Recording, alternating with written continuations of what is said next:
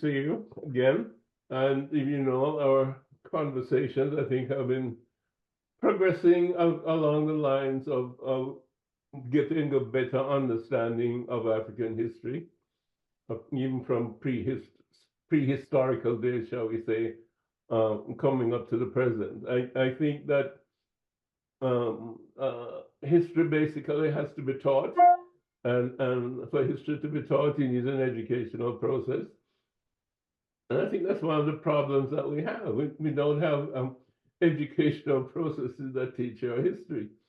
Because if you look at all of our countries, African countries or Afro-Caribbean countries, where we're in the majority, and we've become independent since the 60s, Ghana 57, everybody else 60s and so on coming up.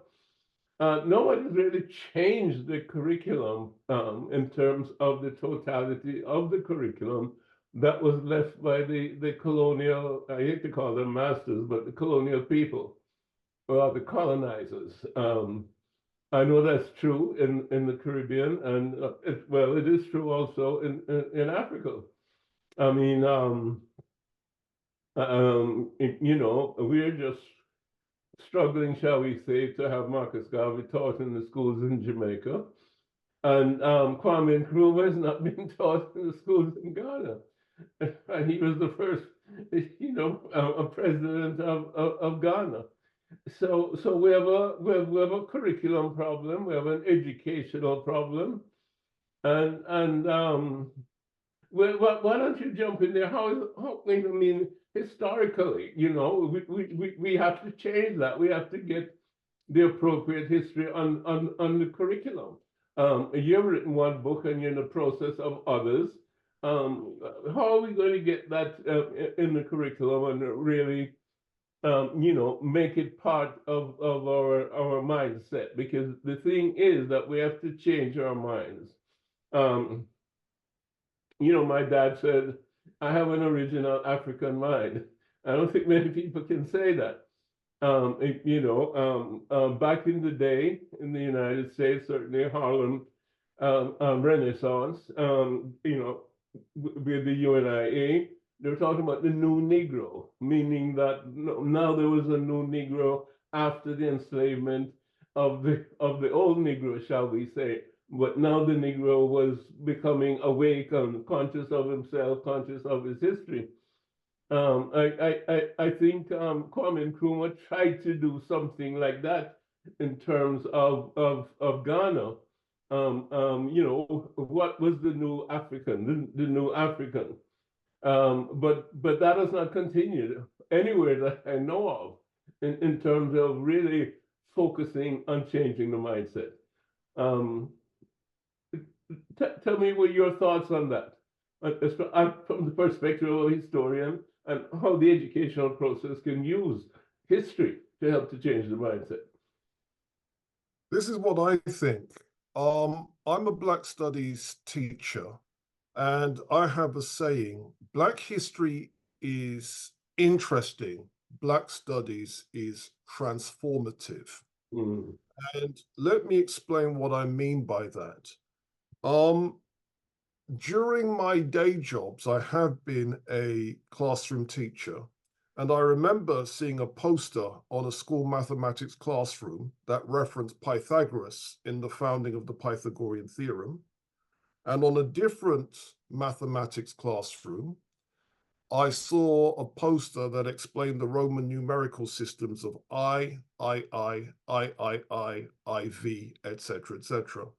And what these examples show is that when you are dealing with mathematics, you are dealing with the history of mathematics. You see, what these teachers were indirectly teaching their pupils is that the ancient Greeks and the ancient Romans were very clever people. And if you were to go through the study of chemistry, it will be the same thing. You're going to get a history of chemistry. English literature is really the history of English literature. And it doesn't matter what the subject is, each subject is going to start with the ancient Greeks and Romans. Then we're going to get into the contributions of the European medieval and Renaissance periods. Then we're going to get into the 18th century Enlightenment era. then we're going to get into the modern period. And this is the case with probably every subject taught in the education institutions, with no exceptions as far as I'm aware. So even if we're dealing with physical education or PE, there's going to be track, there's going to be athletics, ancient Greek culture. There's going to be things like wrestling. Wrestling as we have it today is Greco-Roman culture, etc., etc., etc. It's going to take us on this same tour of European culture. Now, what Black Studies does is it recognizes then that it's not just history that needs to change. We need to change the teaching of every single subject. And the scholars that went the furthest back in the day were people like Professor Ivan van Sertima and the people that were associated with the Portland Model Baseline essays. I don't know if, sir, were you aware of these essays? No, say that again. The name? The Portland Model Baseline essays. What happened is, in one of the American states, there was a concerted effort to democratize the curriculum, and not just democratize the teaching of history, democratize the teaching of mathematics, democratize the teaching of science, democratize the teaching of music, democratize the teaching of art. And they commissioned scholars to write essays. And then, for example, Professor John Henrik Clarke was the person that was commissioned to write the social science essay, and then he based it on history. You had Hunter Haviland Adams was commissioned to write the science essay. You had Beatrice Lumpkin, I think it was, who was commissioned to write the mathematics essay. And what this meant was school teachers in Portland, Oregon, had access to material that reflected some of the diversity that was in their classrooms. And they produced essays. These essays are online. People can still get them. Oh, wow. And the essays then democratized the teaching of maths, science, music, art, English literature, etc., etc., etc., bringing in an African component, bringing in a Native American component, and bringing in an Asian component. And this is, I think, the way to go.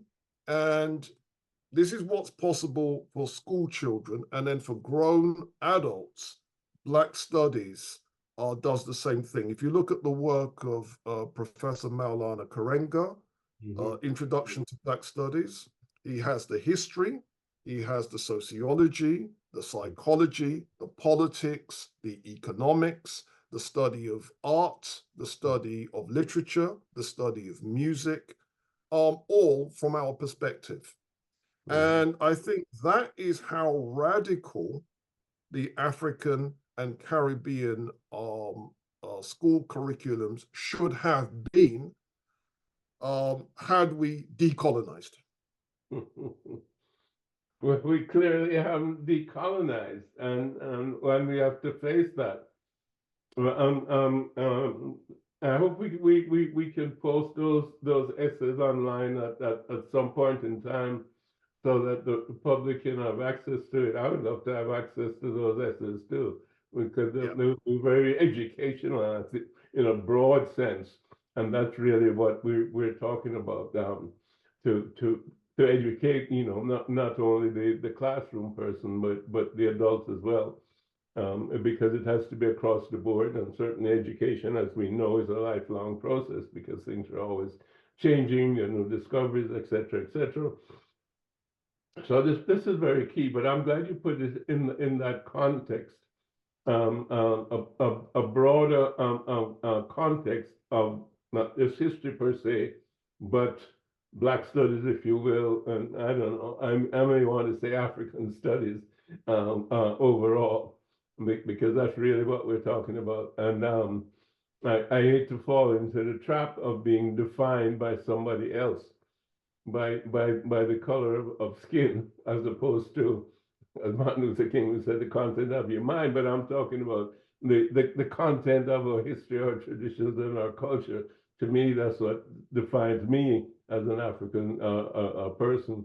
Because we know we have a lot of people with our skin color, but they're not really Africans. They're so brainwashed that they simply, repeat the European mindset and promote not just the ideology, but the way of life in terms of utilizing resources and demonizing others, etc., etc. Again, I don't think I can say enough to sort of emphasize then the work that has to be done. And of course, you can't point your finger and say the work has to be done. Obviously, we have to do the work as well. We're part of what needs to bring about change. I mean, Can I change. jump in there, sir? Can I Yes, jump in? please do. Yes. Mm-hmm. Here's the thing. I think what needs to happen Mm-hmm. is, first of all, people need to recognize the pioneers. Mm-hmm. And the pioneers in this context would be the people are associated with the Portland model baseline essays and build on their stuff. You see, what's happening when it comes to us and dealing with African history, Black studies, whatever you want to call it, Mm-hmm. too many of us are focused on one civilization in ancient Africa, Kemet. We're Mm-hmm. not even producing books on Kemet, but it's all Kemet, Kemet, Kemet, Kemet, Kemet. And nobody is building on what we should be building on. So let's talk about science and technology. Professor Ivan van Sertima wrote Blacks in Science in 1983.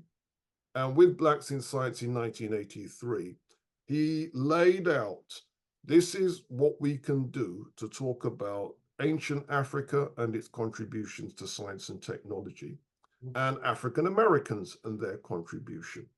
That was a good step in the right direction.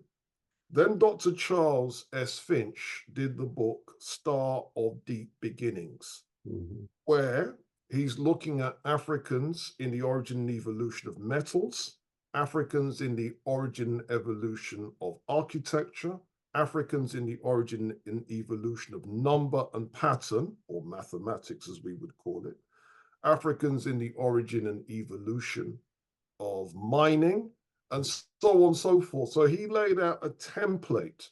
And then, of course, you've got Hunter Adams and his children's version of it, which became the Portland model. And then what we have to do is get people to build on this. So after Charles Finch, the next important person is Vincent Taraku Farrar, who wrote the book African Pre-Colonial Material Culture, where he's again talking about Africans in the origin and evolution of cotton, in the origin and evolution of iron, in the origin and evolution of a whole bunch of technologies and their technological transfer to the Americas with the capture of enslaved people. And this is the way to go. So that would provide us with the basis of a science curriculum. Then you have a Nigerian scholar, Nnamdi Ele, who wrote the book African Architecture, Evolution and Transformation, which could then become the basis for the teaching of African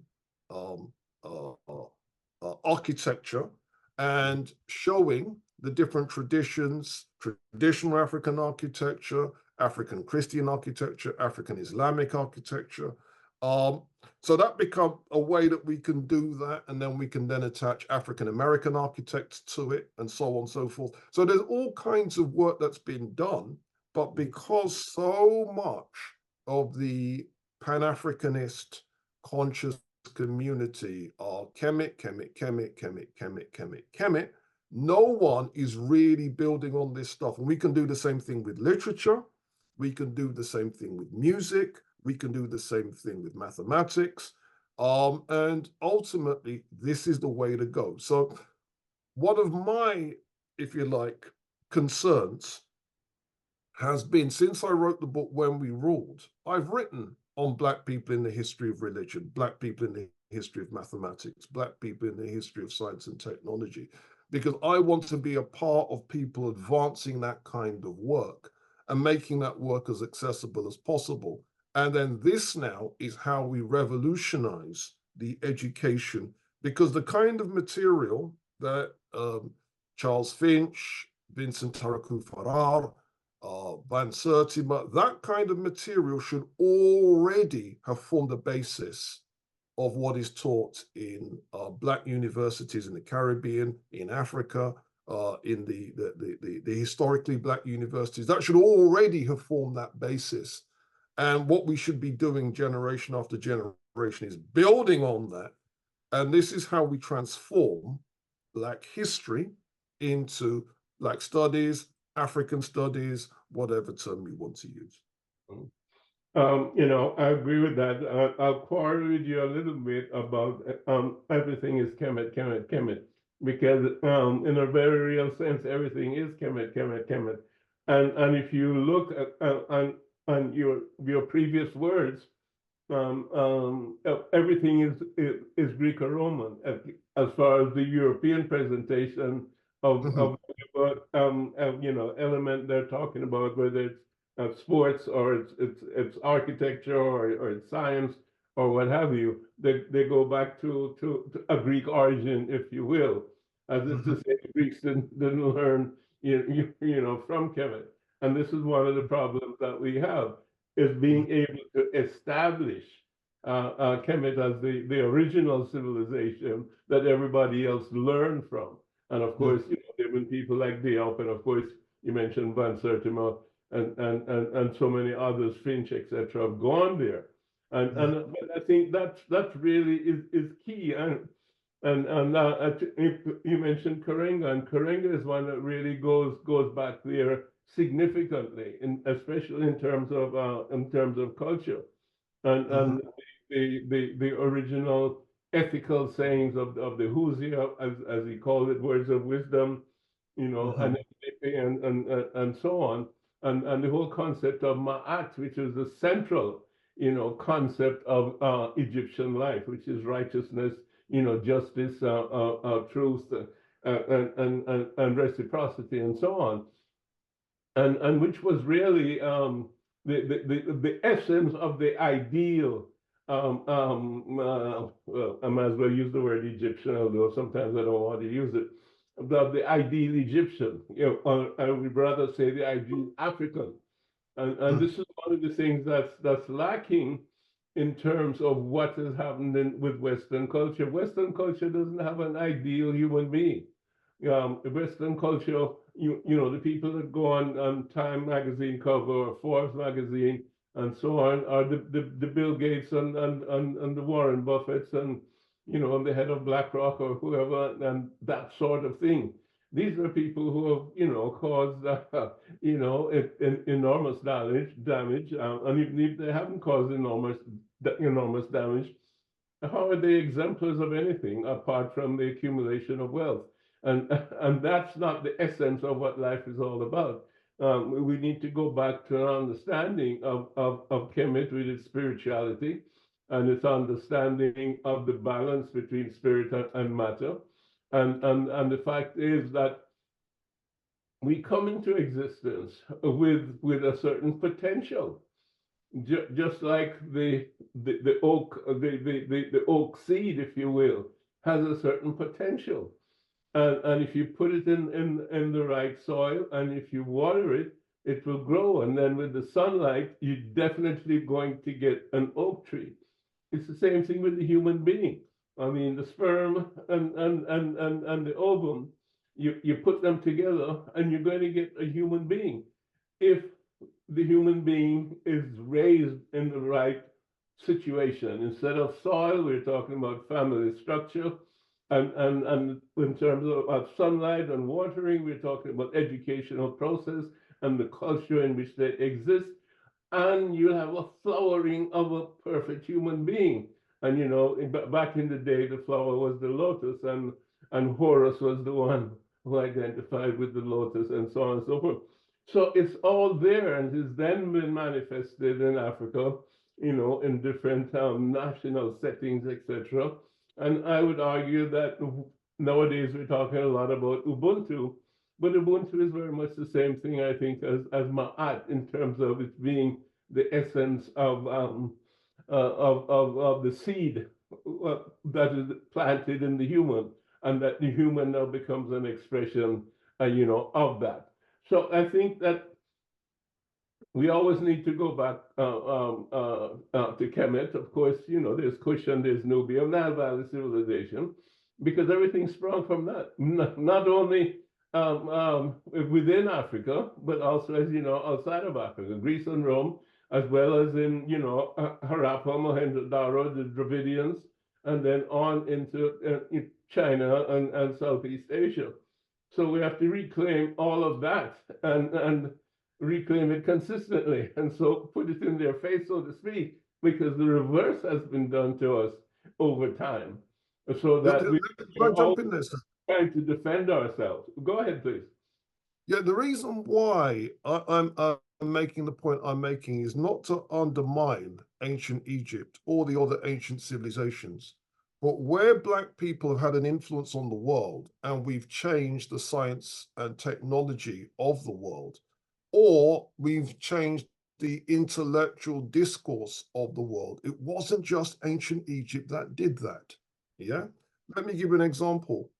In Britain, there's this great figure, Captain James Cook, and Captain Cook is responsible for the discovery of Australia, or that's the way it appears in European books, certainly the ones coming out of Britain. That's the way it's presented. I have here a news article which appeared in a right-wing British newspaper called How 900-Year-Old African Coins Found in Australia May Finally Solve the Mystery of Who Arrived Down Under First. And these coins are from Tanzania. And so you had Tanzanian sailors. I mean, we would call them Tanzanians today. Back in the day, they would have been called the city-state of Kilwa. And these Tanzanians sailed to Australia 900 years ago. So in other words, the point I'm making is if we give all the credit in African culture to ancient Egypt, you wouldn't then you wouldn't get the picture. But wait a minute, they weren't the only people that were making it happen in African world intellectual development. People were making it happen all over Africa. But what it is our scholarship wants to give the credit strictly to ancient Egypt when there were other African civilizations that were contributing to the intellectual history. And that intellectual history, we need to get a full intellectual history in Africa, not just a Kemetic centric history. And this is why I push Pan-African stuff so much, so that we don't get this idea that it's just one civilization in Africa that's intellectually shaped the world. So just to give you one example, people like to talk about, and they're right, the influence that ancient Egyptian hieroglyphics had on the Phoenicians, and then how the Phoenicians had an influence on the Greeks, and how Greeks had an influence on the Romans. And therefore, we can trace how hieroglyphics became Semitic symbols, became the ancient Greek alphabet, and they became the Roman alphabet. Okay, cool, we can trace that. But that's not the only influence. Did you know that the Ethiopic alphabet is the parent of the Armenian alphabet and the Georgian alphabets of Eastern Europe? No one talks about that.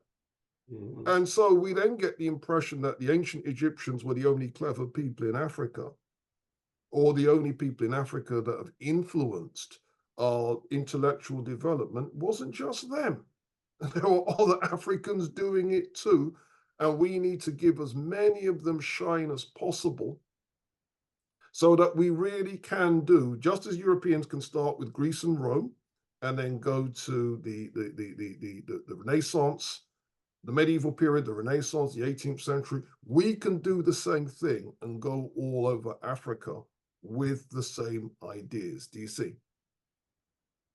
Yeah, and, definitely. But well, once again, the beginning so far as civilization is concerned, it's certainly, Kemet. I mean, you can speak of Ethiopia, then you have to define Ethiopia in terms of is it all of Africa? Does Ethiopia Yeah. include Egypt, or is Ethiopia then Abyssinia and so on and so forth? But those are details we don't have to discuss at this particular point. I mean, I know what you're saying, and I think everybody knows what you're saying. There needs to be certainly more inclusion of the other civilization, shall we say. They may be derivative, and some may not be derivative. Some may be original in their own right, in a different geographical setting within the continent. Because certainly we know we have a vast continent that certainly, China, Europe, and America can fit in the continent with a little bit Mhm. for Japan. So, it's huge. And all of our civilizations didn't necessarily have to start with Nile Valley, or they may have started outside Nile Valley and gotten into Nile Valley, and may not have been connected to Nile Valley at all. But I think you know this better than I do. But it's important to understand that the studies have to be broad-based in terms of geography and civilization within the continent, and broad-based in terms of not simply looking at history from the perspective of dates and numbers and a straight sort of a timeline, but Mhm. involving the educational process around our culture and cultural contributions and traditions over Mhm. time. Mhm. And you just mentioned something that's extremely important, the whole business of language. And, Mhm. and, and when did writing start? While I'm taking you back to Egypt and pyramid texts and so on, in Mhm. terms of 3000 BC. But Mhm.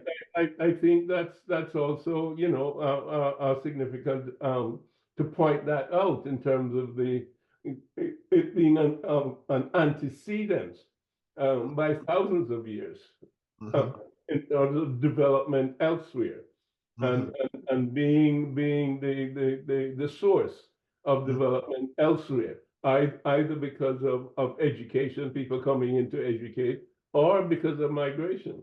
Mhm. And that's significant to understand Mhm. not just the population dynamics of the world, but Mhm. the intellectual and uh, sociological. I want to say spiritual, and I suppose I should, or as opposed to religious. But if you dig deep at what is behind, and let's say the Hindu religion, you really go back, shall we say, to Vedanta and the Samkhya philosophy, Mhm. and you go to Buddhism, and you trace that through India, into Tibet, into China, and into Japan, and you see the influence of African thought, because you and I know that Buddha was one of us. All the early images, shall we say, of Buddha, Mhm. Mhm. shows him with curly hair or complexion and features and so on and so forth. Later on, of course, Asians added, Asian features, but they kept, the curly hair as being symbolic in most of their images. Mhm. So, Mhm. I'm saying in a long-winded way that history, not just history, but the whole world has been turned on its head, Mhm. Mhm. upside down. And Mhm. that's where we are now, because this whole concept of everything started with Greece and with Rome, Mhm. uh, and following that in terms of a direct timeline, and everything before that is primitive. When you get these definitions of animism, of paganism, of primitivism, and, Mhm. and you know, on and on the derogative statements. Mhm. Mhm. When the history has been rewritten, and not only the history has been rewritten, but then it has been rewritten with such ignorance, because Mhm. Mhm. total lack of understanding, even by so many of the great Egyptologists and so many of these sociologists who have Mhm. gone to Africa and have supposedly studied, you know, people in the villages or what have you. But they've Mhm. done all of this from the perspective of ignorance. Mhm. And I say that because, again, you get back to the European understanding of what is humanly possible. And the only thing they know that's humanly possible is information coming through the five senses, and an intellect then that deals with that information. Yeah, Mhm. you know, through logic. And Mhm. and and that's is the epitome of civilization. Mhm. That's simply a narrow portion of what reality is.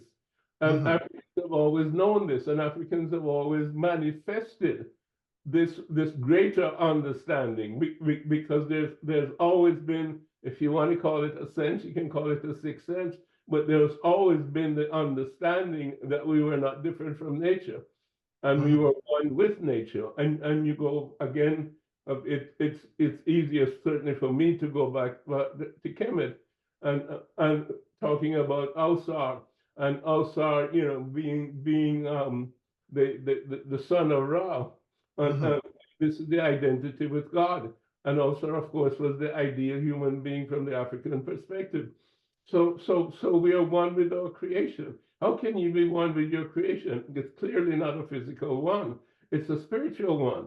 So if you're Mhm. a spiritual one, then uh, the oneness that you participate in has Mhm. you have to have access to it, and it has to have access to you. So you Mhm. get to a unified field, as Mhm. a universal space.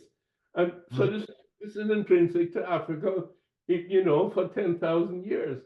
And it's only coming into an understanding of Europe, you know, within the last few years, if you will, 50 years or Mhm. so.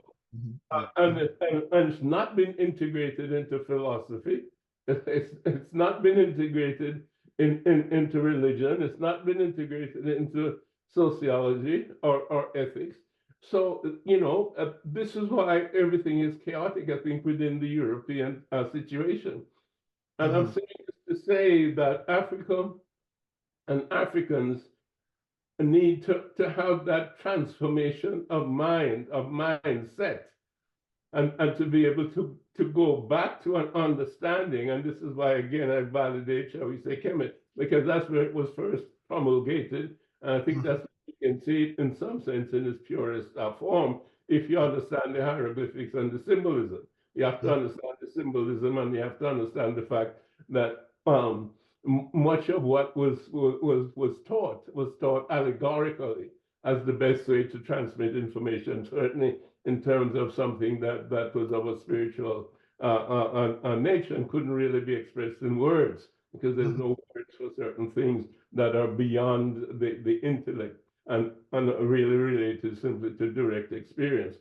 So Mhm. unless we go back to that, and we have to have an understanding that there's a clear difference and a clear division that was primary. Mhm. I mean, Europeans like to go back to Plato and talk about the cave and so on and so forth, but Plato didn't have the proper understanding of the Kemetic philosophy. And then Mhm. they go forward again to people like, you know, Plotinus and what have you, and Hermeticism, as if to say those things are Greek and they did not come, you know, from Africa. But Mhm. then those things also were demonized within Europe, and Mhm. promulgated those ideas. Again, they were, if they were religious, they were burnt at the stake, you know, or they had to retract. And even if they were scientists, as you know, people like Galileo and so on and so forth, Mhm. you know, because the religion that developed in Europe, certainly 325 or whatever, Council of Nicaea, and then later on Chalcedon and what have you, that said, you know, anyone who does not subscribe to our dogma, they're, they should be anathemized, if you will. And you know what that means, meaning destroyed. And that's exactly what they did. They destroyed anybody who did not espouse the dogma and therefore have the faith. And they developed a religion that was based on dogma and faith and externalized with an anthropomorphic conception of God who was separate from the earth and separate from us as human beings, which is a ridiculous concept. But that is what has made, and again, and you can look the same thing in terms of philosophy. You know, philosophy should be about wisdom. Now, what is wisdom? You know, wisdom has to be something that you have experienced in terms of actually knowing. And it certainly has to go back at least to gnosis, Gnosis, which is a direct way of knowing, not an intellectual knowing. Whereas philosophy that has come down to us in terms of the European sense is about the intellect, and it's about speculation, and it's about dialectic argumentation, and it can never discover truth. So you have a philosophy that can't discover truth. You have a religion that does not you cannot achieve salvation through the religion. You can only achieve salvation through the dogma, and hopefully some external force will help you, such as the Pope or the Church, or you know, the confessions, etc., etc. And you're going to get your goodies in the hereafter. I mean, all of those things separate you from yourself, and they're artificial and they're confusing. And I think, you know, this is exactly what you see. Europe is confused.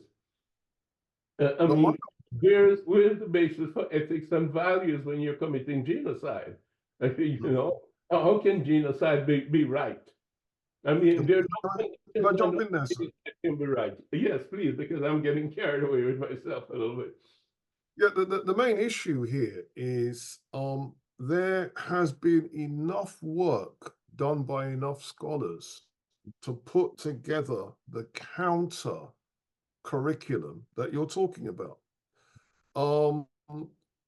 With the work that has been published on Ma'at, with the work that's been published on African spirituality and so on, there's enough to frame it. But what it is people actually putting pen to paper on one hand, and then making it the basis of university curricula on the other hand. That's what will produce the change.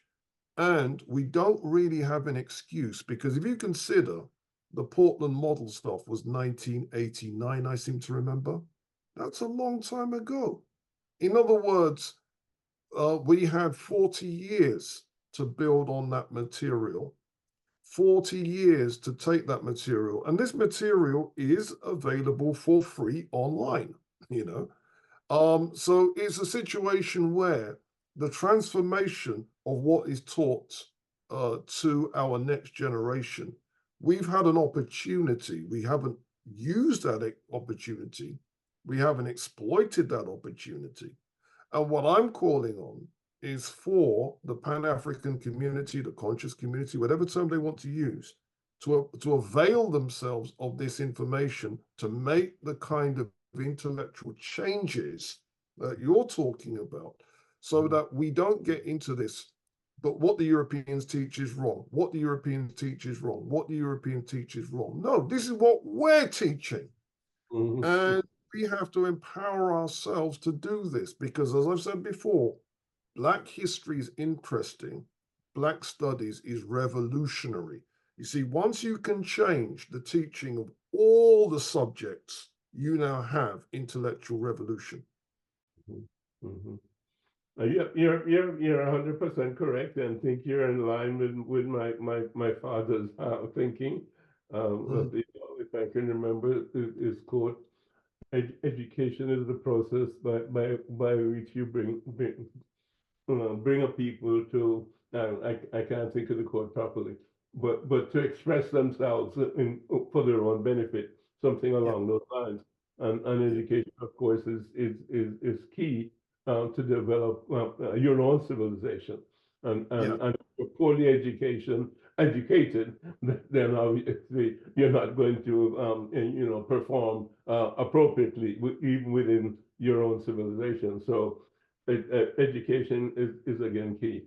And the point you make is central because I was at a reparations conference, and I've been at different reparations conferences, and my emphasis has always been that reparations is a two-way situation. We've been damaged as a people over time, not just for 500 years, but for a longer period of time. And we've discussed some of that even just recently.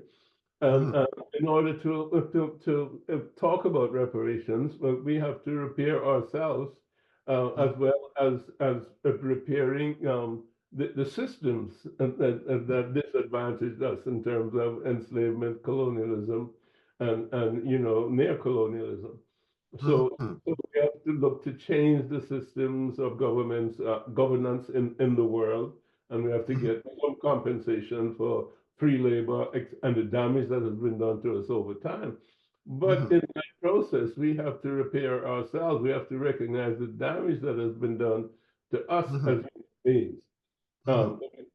Because, whatever system you create, it is going to be run and directed by individual human beings.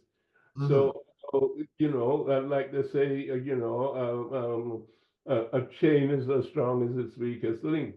So you can't really have a society with people who are damaged, and I use that in the widest sense when I say damaged, who are mentally enslaved and are still clinging to a system of thought, a system of religion, an economic system, a sociological system that is not simply outdated, but it's not fully human because it doesn't understand what it means to be a full human being beyond the mind-body complex, which relates to the five senses and the physical body that houses the five senses.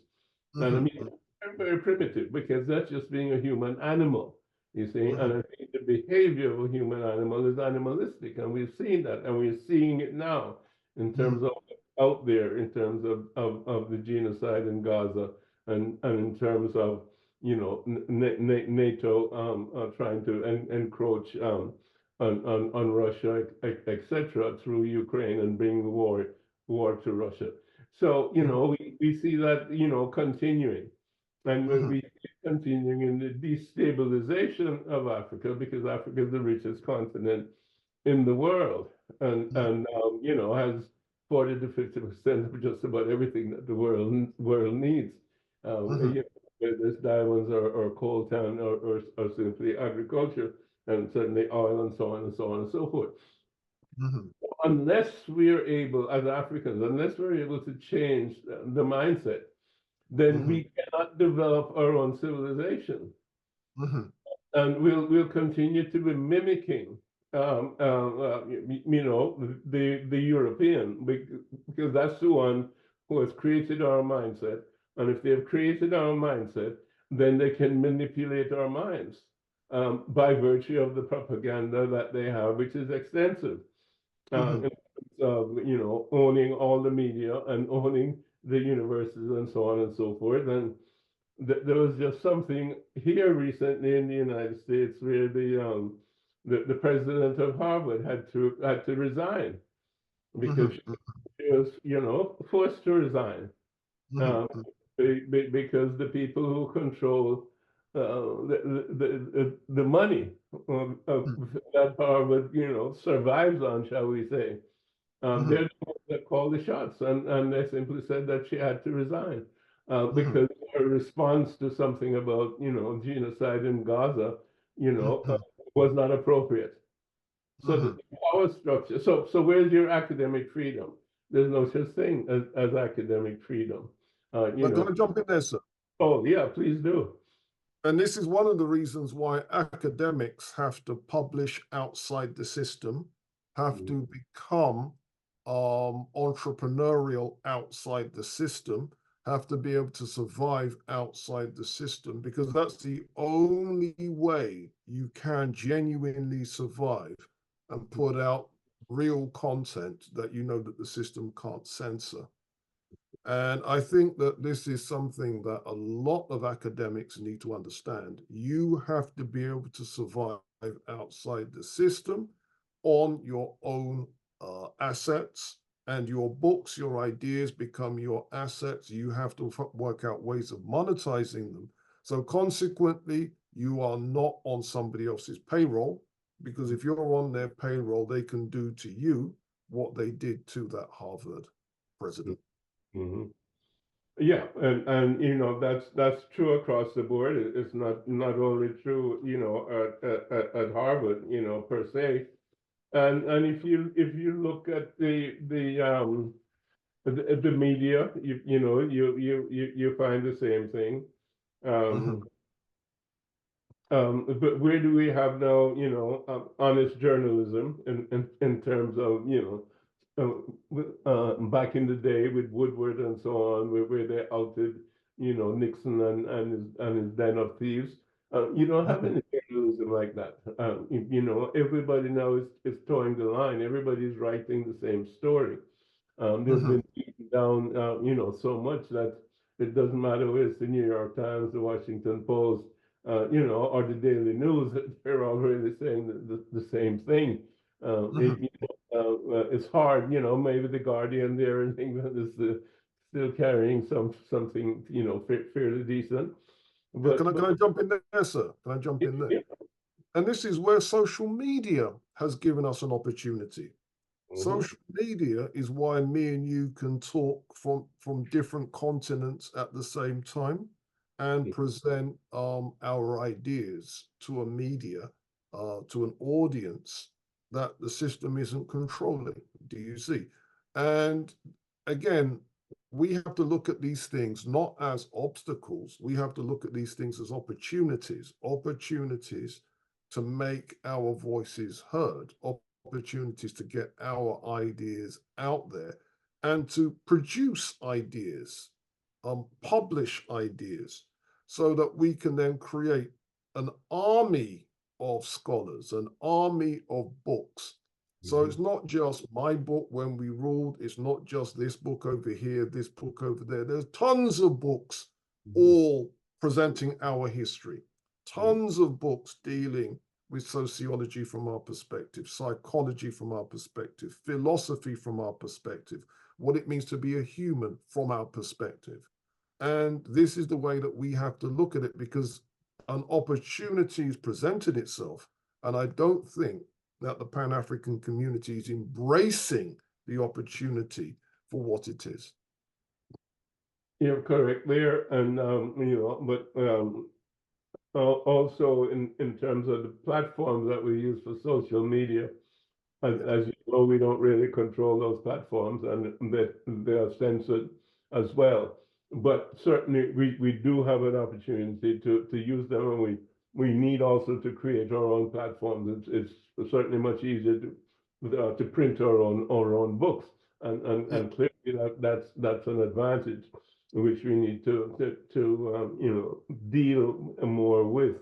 But I like your idea that, you know, we have to create a consensus, a group, or whatever it is, like-minded people, really, to push this agenda that we're talking about, which is, you know, education and um, African studies in the wider sense, you Mhm. know, culture, and of course this would include, you know, the whole Pan-African concept in terms of what has happened since the independence of African nations, and so on and so forth, the Mhm. improvements and the Mandelas and